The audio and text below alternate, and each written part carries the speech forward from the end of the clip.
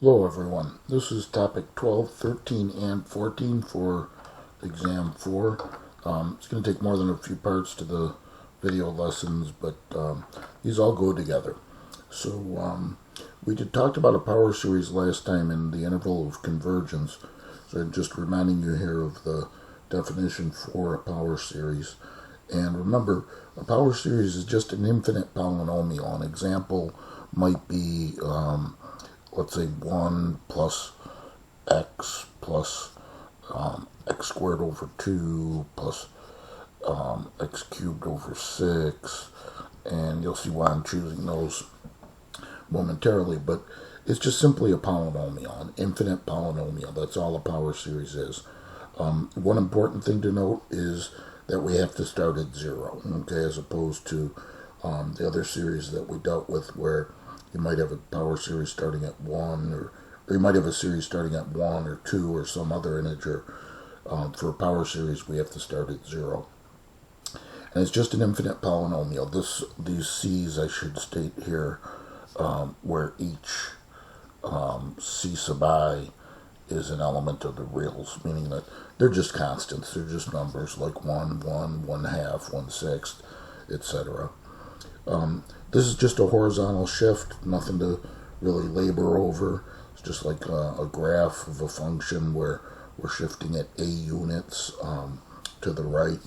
So we'll worry about that when it comes to play. But we define now two different types of series: a Taylor series and a Maclaurin series. And don't make this harder than it is. The cool thing about what we're going to be doing is we're going to be taking any function, no matter what the function is. Like we'll see an example momentarily where we're going to actually take e to the x. We're going to take the function e to the x and we're going to turn it into a polynomial. Okay? So don't make this more difficult than it is, because it's probably one of the simplest things that we've ever been asked to do. Let's go down to Maclaurin first.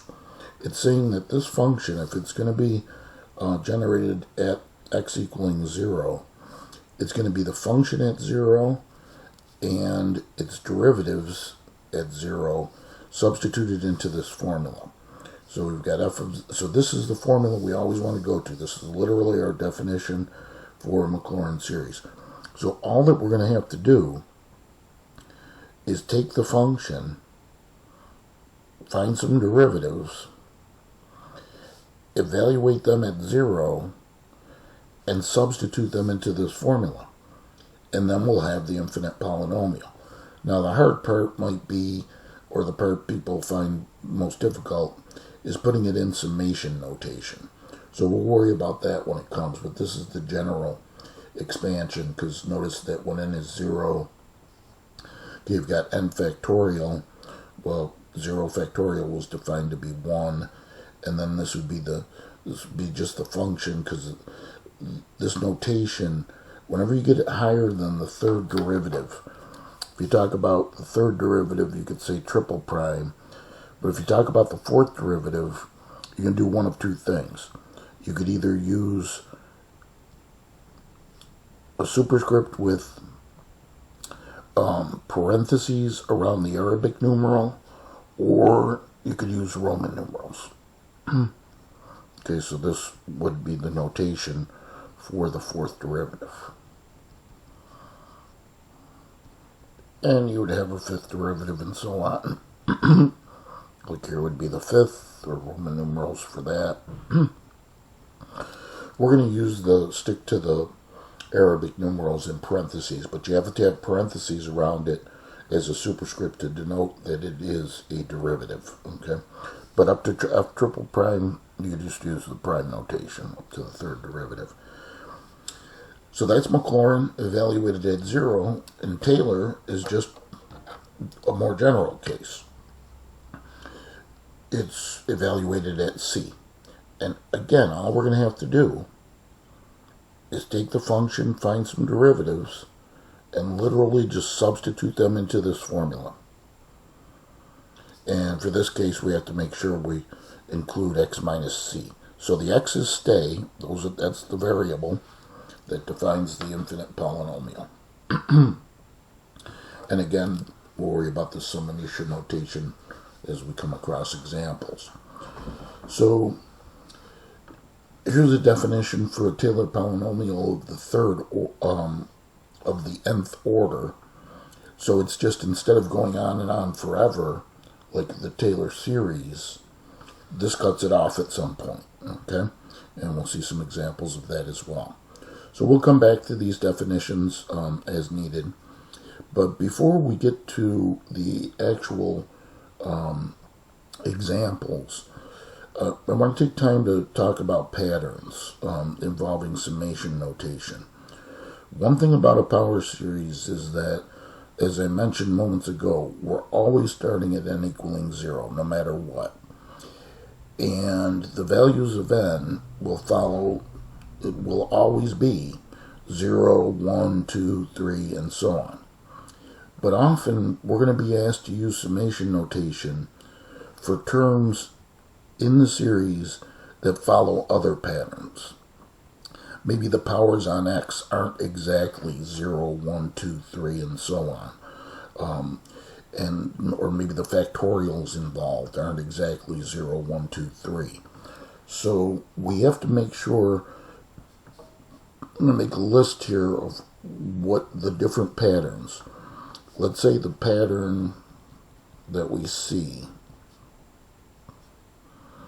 instead of 0, 1, 2, 3, it was 1, 2, 3, and so on. So it's basically shifted by 1 unit. Well, if it's shifted by 1, the 0, that's the value of n, really corresponds to the 1.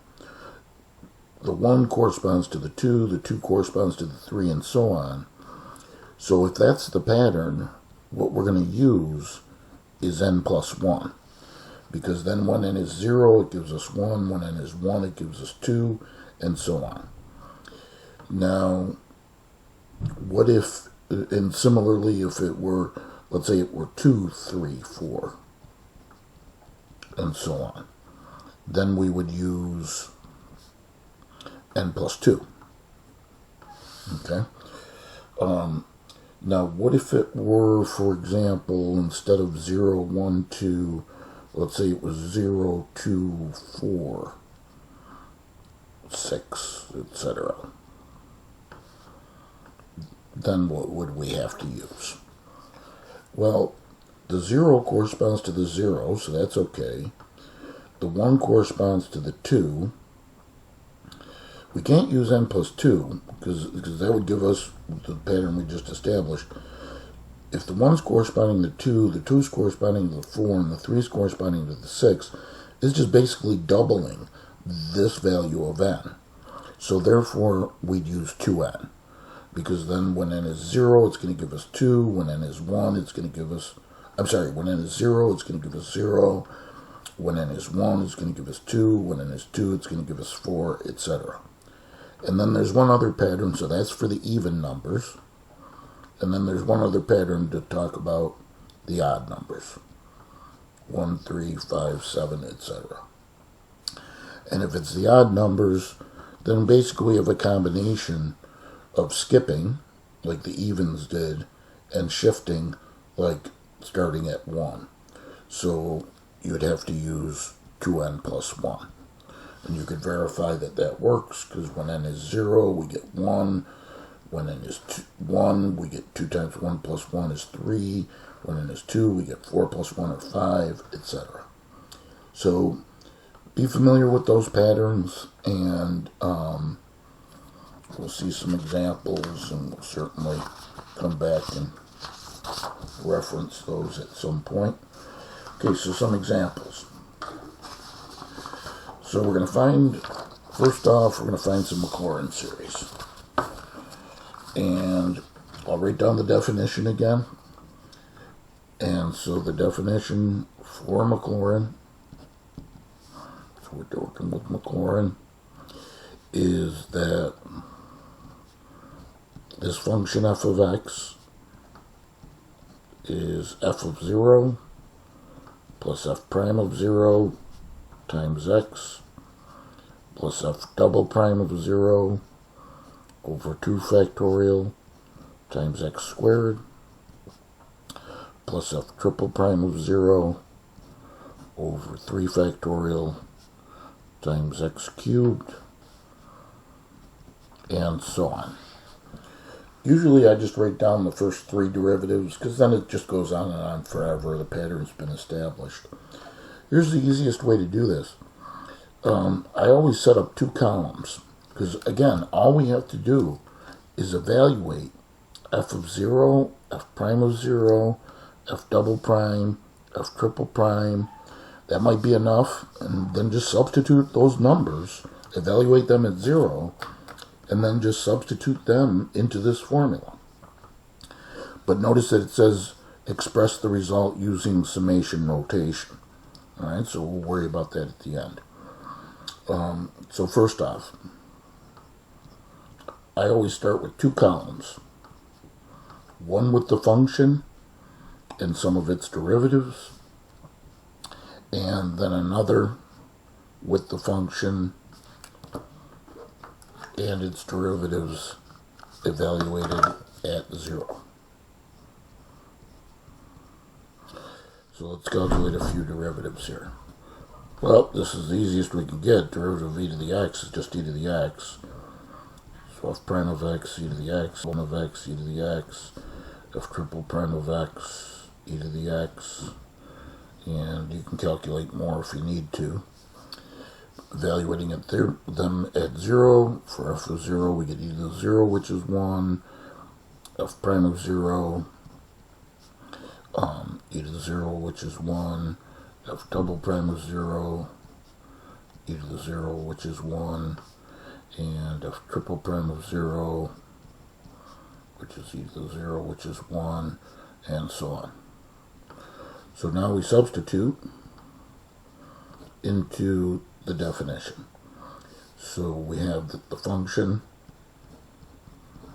is f of 0, which is 1, plus f prime of 0, 1 times x, plus f double prime of 0, 1 over 2 factorial times x squared, plus f triple prime of 0, 1 over 3 factorial times x cubed, and that continues infinitely. And we know what the next term is, because we could see the pattern. Next term is going to be 1 over 4 factorial x to the 4th, and so on. So now we want to express this with summation notation. And it's always, once again, starting at 0. So the sum as n goes from 0 to infinity of, well, the only thing we have here is powers of x and these factorials. And the pattern that they follow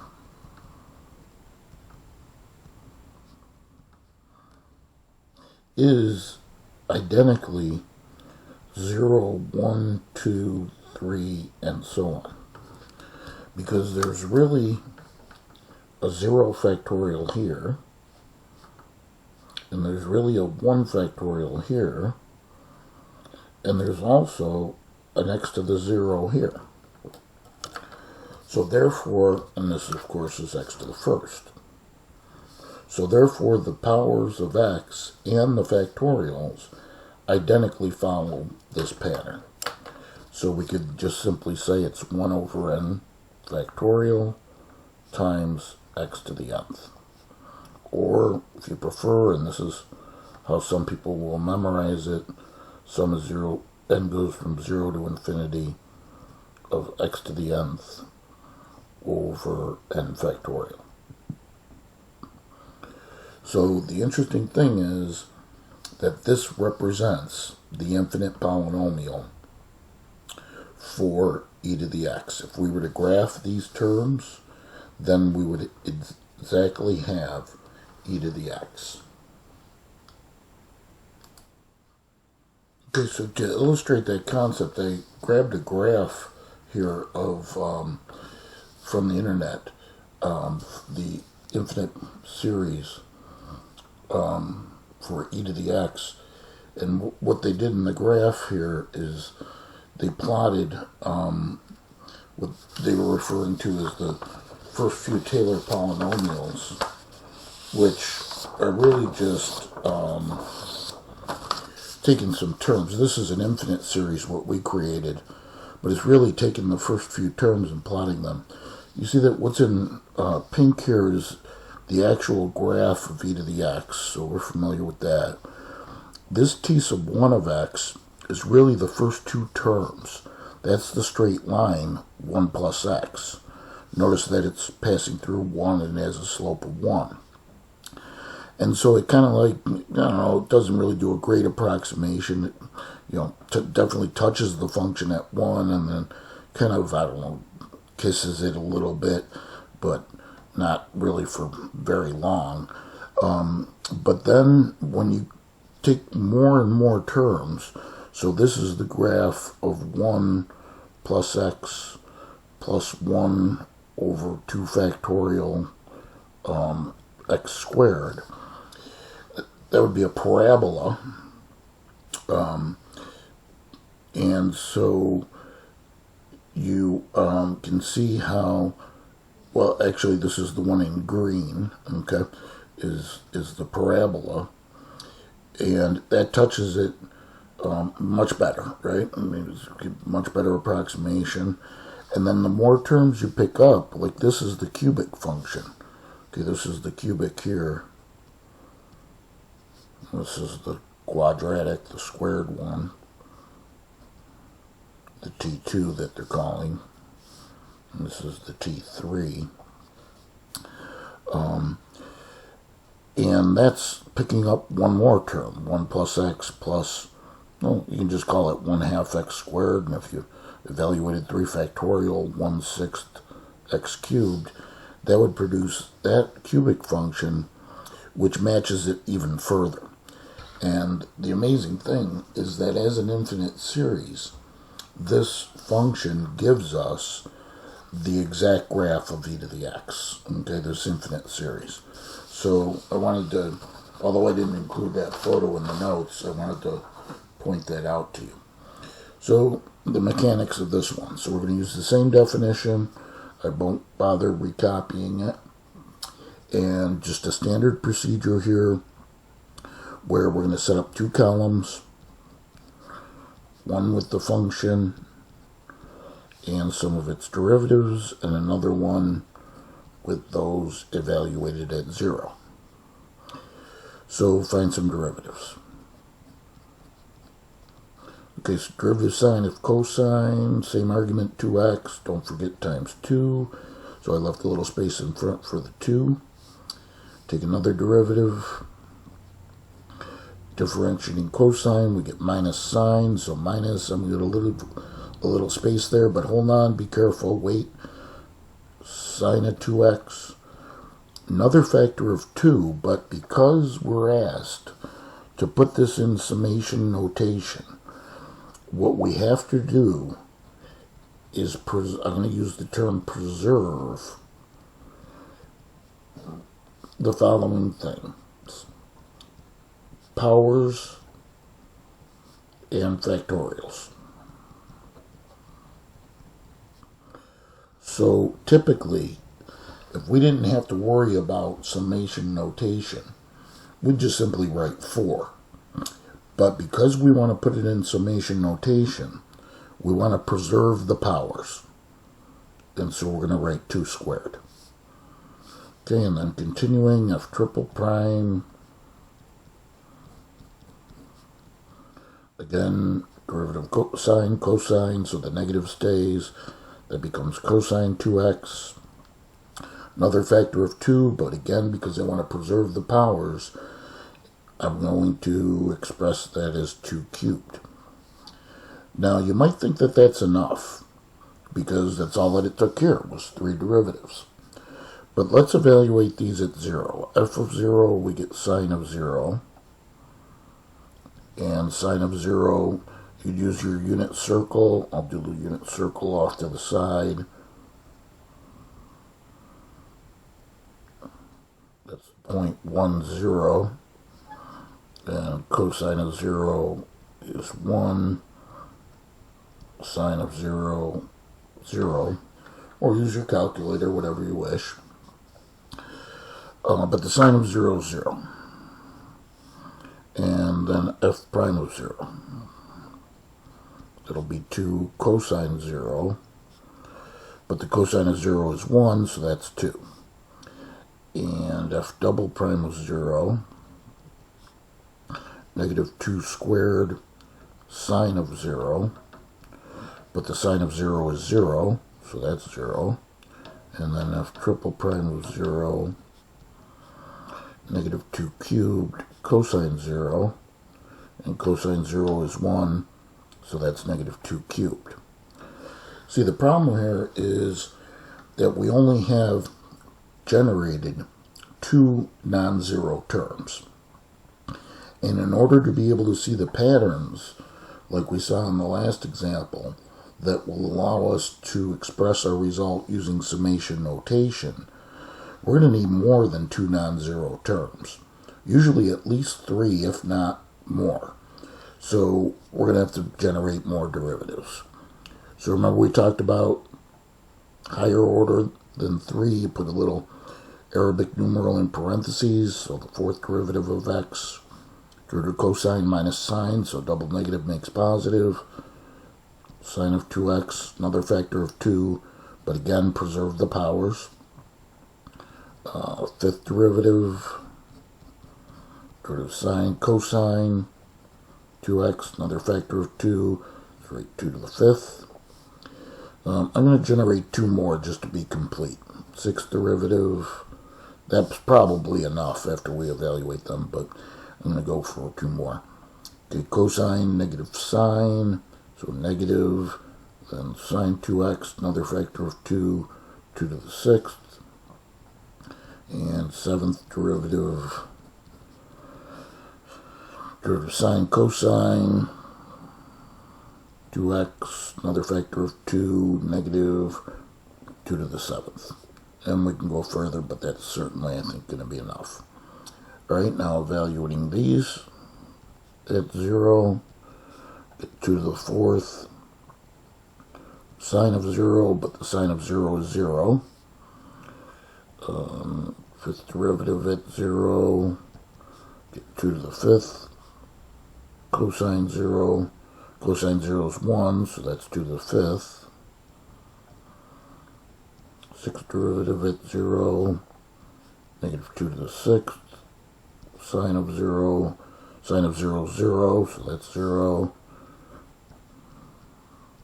And seventh derivative at 0, negative 2 to the seventh, cosine 0, and cosine 0, 1, so negative 2 to the seventh. And again, generate more if you need to. Okay, I'm going to rewrite the definition here because I got enough room and I just want to make sure you understand how simple this is. The definition, once again, for Maclaurin was that f of x is f of 0 plus f prime of 0 times x plus f double prime of 0 over 2 factorial times x squared plus f triple prime of 0 over 3 factorial times x cubed, and so on. Now, again, don't make this harder than it is, because what was that? It's just an exercise in finding some derivatives, evaluating them in this case at 0, and now we're just going to this definition, and we're going to substitute the numbers that we found. Okay, the x's stay, they define the polynomial. So here we have that f of x equals, okay, f of 0 was 0, and I'm going to show literally, I mean obviously you don't need to show that as a substitution, but I'm going to show that literally just in this initial substitution. Okay, so then we have plus f prime of 0 was 2 times x, plus f double prime of 0 was 0 over 2 factorial times x squared. F triple prime of 0 plus a negative 2 cubed over 3 factorial times x cubed. Fourth derivative, because just continue with the, pattern here. Fourth derivative, 0 over 4 factorial x to the fourth, plus fifth derivative, 2 to the fifth, over 5 factorial x to the fifth, plus sixth derivative, 0 over 6 factorial x to the sixth, and seventh derivative plus a negative 2 to the seventh over 7 factorial x to the seventh, and that goes on infinitely. So now let's get rid of all the zeros. So we have 2x minus 2 cubed over 3 factorial x cubed plus 2 to the fifth over 5 factorial x to the fifth minus 2 to the seventh over 7 factorial x to the seventh, and so on. So that's the actual infinite polynomial, but now we need to express it using summation notation. And in summation notation, remember, we always start the sum at n equaling 0. Now, the first thing you have to look for, though, is if you have an alternation in sign. If you have an alternation in sign, as we do have here, it's positive, negative, then we need our alternating factor of -1 either to the nth or to the n plus 1th. And if the first term is positive, as it is in this case, it's just going to be the nth power, because then when you put in 0 in for n, -1 to the 0 is a positive 1. But if the first term were negative, we'd use n plus 1 as the power on the alternating factor. So look for that first, and then look for the patterns of the powers and the factorials. Sometimes they're different, the patterns on the powers and the factorials, but it looks like here they're all the same. That is, this is really 2 to the first, x to the first, and there's really a 1 factorial down in the denominator as well. So the powers on the number 2, the factorials, and the powers on the x variable all follow 1, 3, 5, 7, 9, ... odd numbers. And remember what we said moments ago on the first page when we talked about the patterns before we got into this. For the odd numbers, we use 2n plus 1.